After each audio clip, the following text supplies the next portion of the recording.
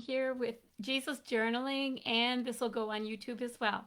I'm so glad you're here, and today I'm going to be talking about the Magi, and otherwise known as the three wise men. And I don't know, do you just breathe through that part of the story because you've heard it and heard it and heard it again and again? Well, this morning I was reading that actually I was writing out there was something like 7 verses that I had in the verses that I have at the top of the group. That's also in the announcements where you can print off the Bible reading plan for December. And so I am scripture writing or scripture writing those verses out this month. And today was a little more, and it's not a big deal to me because I am used to writing a lot. So if you're not, just build it up. But I want to get into about the three wise men and answer a few questions about them that you might have. And who are they?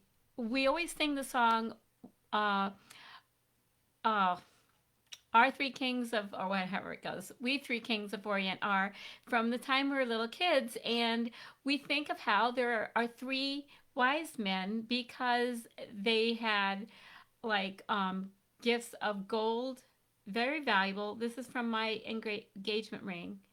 And so that's valuable enough and lasting enough, wears well enough that my ring is gold.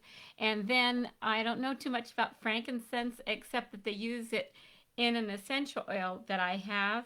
And I have to learn more about it because I'm starting to learn a little more than the little I've known. But and then there's myrrh, which I really have to look up because I forgot what it was, but they're valuable and they are gifts for a king. So how did the wise men, we don't know if there were three. It doesn't say in the Bible exactly how many there are. We assume there are three because three gifts are mentioned. And so my thing on the side disappeared that I wrote. It's probably there, but I just can't see it. So it gave me some prompts. So the wise men, from Matthew 2:10, the verse that I'm basing all this on, what I'm going to share with you, they rejoiced exceedingly with great joy. And they came, their purpose, or the purpose that God wanted them to have, was to worship God. And so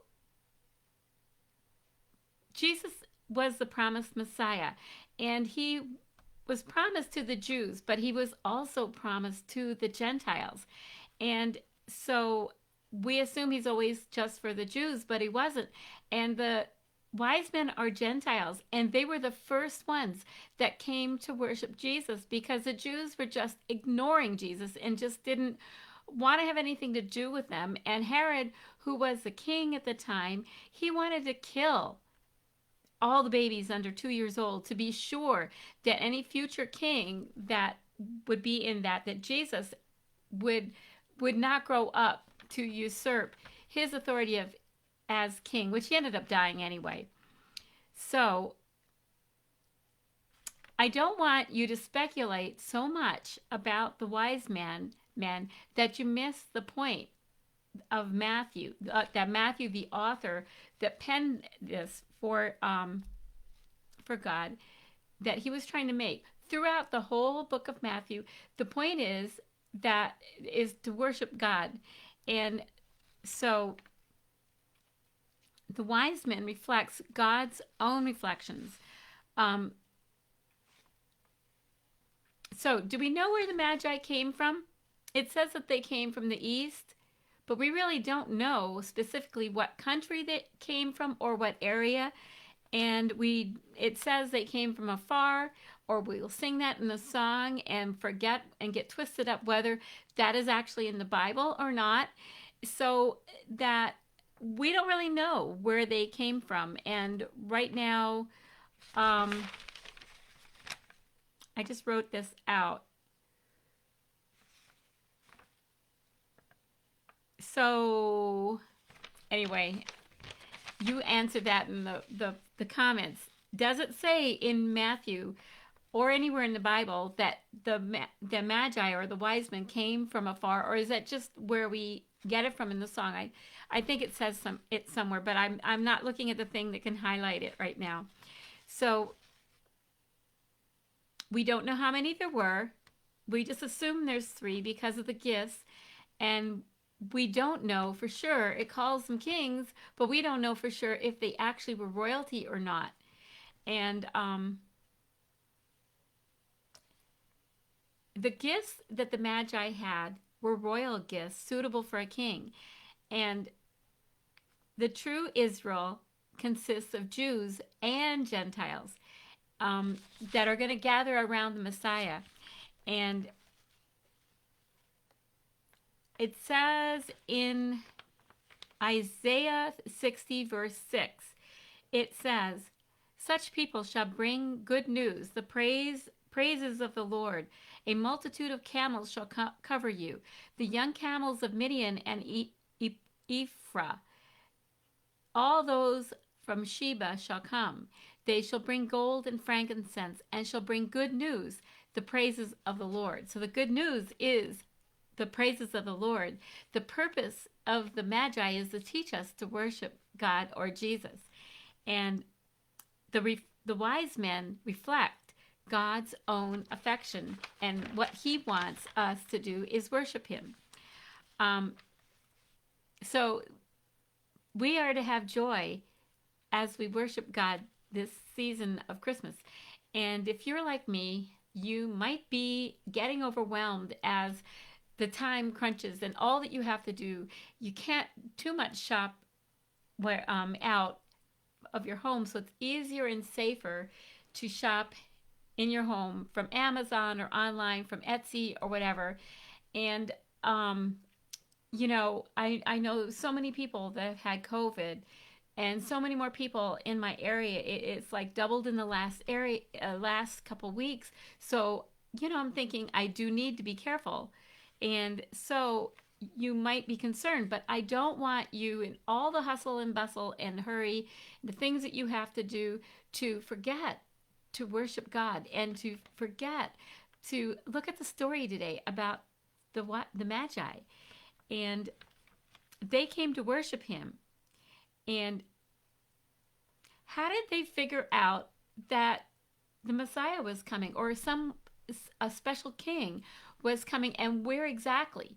They followed the star, but then the star stopped moving, and then it started to move again. And it says in one of the verses I gave you, and if I didn't highlight them, I will put them in the description so you know which ones to go over and read. But it says that the star started moving again, and they were following it, and it led them right to the capital city of Jerusalem of Judea.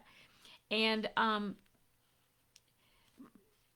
that's what made Herod so nervous, because he found out that the wise men were coming to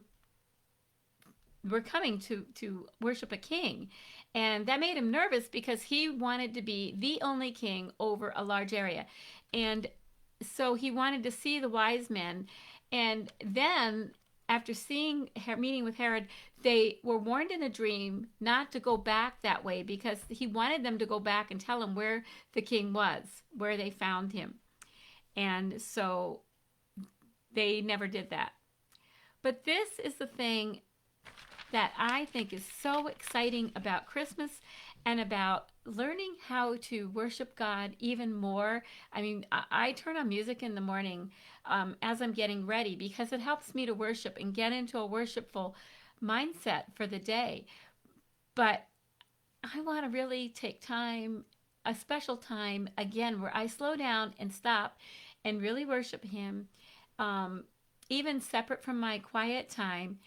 And I want to really get to know God through worship this Christmas. And it's so easy to start rushing through the things I have to do in my day. And this is what got me really excited. Last night I was reading something. I forget where I found it, but I found this person. I don't even know who it was that it linked to, and I got curious, and it was really good. It was on YouTube, which, by the way, is trying to restrict our voice for God. And this man was talking about Jesus coming again. And I don't remember if he was talking about Christmas and having to do with that. But to me, Christmas is about worshiping God, looking to the baby Jesus that came, but also looking forward to Jesus who is coming again soon. And so many things are happening that are pointing us to Jesus. Things are getting worse. 2020 was like a weird year. And is 2021 going to be any better? I don't know. So I want you this Christmas not to forget to look to Jesus as coming again back to rapture us and take us away from this world. And I don't know when it's going to be, but I want you to be filled with excitement about it this Christmas. And that's all I wanted to share with you. And just thanks for joining me. Bye. Have a wonderfully blessed day too.